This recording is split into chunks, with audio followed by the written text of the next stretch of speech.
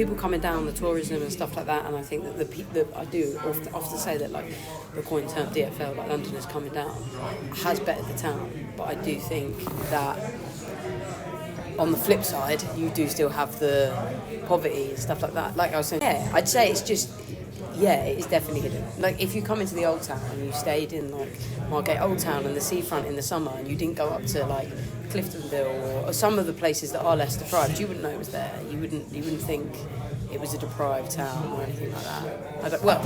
I suppose I know that it is in certain areas, but unless you knew that, you wouldn't go looking for it. But then how much does the art benefit, really, the people that live in the town? Like the people that are on the kind of like the breadline or a little bit, does it really benefit them? Are they getting any use out of that? Probably not.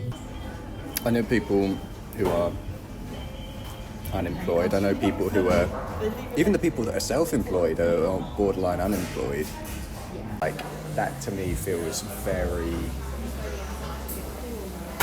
I don't know, like, that's not attainable for me. I'm not going to swing past there to pay like £7 for a like little dish of almonds or whatever. If they had any concept of the supposed togetherness that Margate is all about or seemingly about, then it would be fine. But like people just, I don't know, with the different sort of factions of stuff, it's just a bit gross to watch. Weird, toxic little island.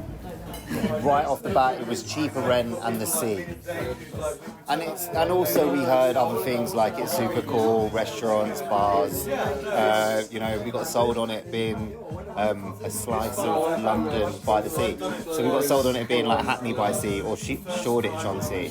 I genuinely didn't think about any of this when I moved here. And it's nuts. I see why some people like kind of roll their eyes when I say that I'm from London and what I do.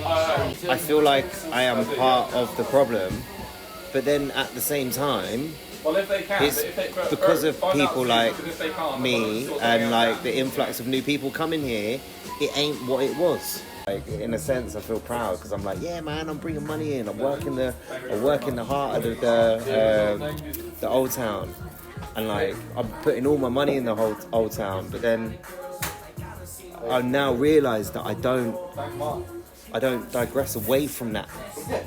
It's only this tiny little part of Margate that I feel I'm responsible for, and then that seems like the whole reason as to why people are pissed off, or the people that have lived here anyway, that have shown me malice. They're pissed off because they're like, yeah, what the fuck? You just kicked us out of our own old town, bro. You need to have 4 years experience to be a barista at the local cafe, but if you're from here, you don't have those 4 years. If you're straight out of school, you don't have those 4 years experience. You need to work at a cafe to gain those.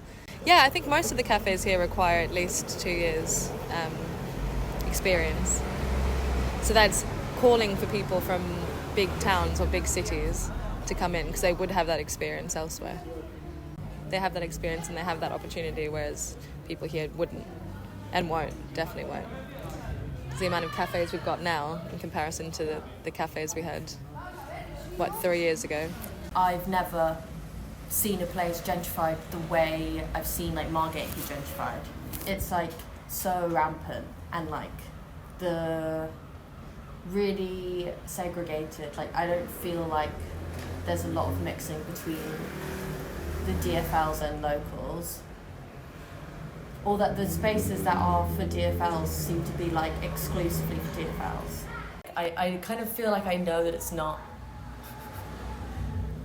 my like fault, like everything that's happening, and like, but I still feel like really aware of it. Yeah, in that like young liberal, yeah, I feel that like kind of like the tension, like really wanting. Like knowing that things are happening but not really knowing what to do about it, and then like questioning like what could I do about it? Is there anything I could do about it? Like little me, and like where do you put that awareness?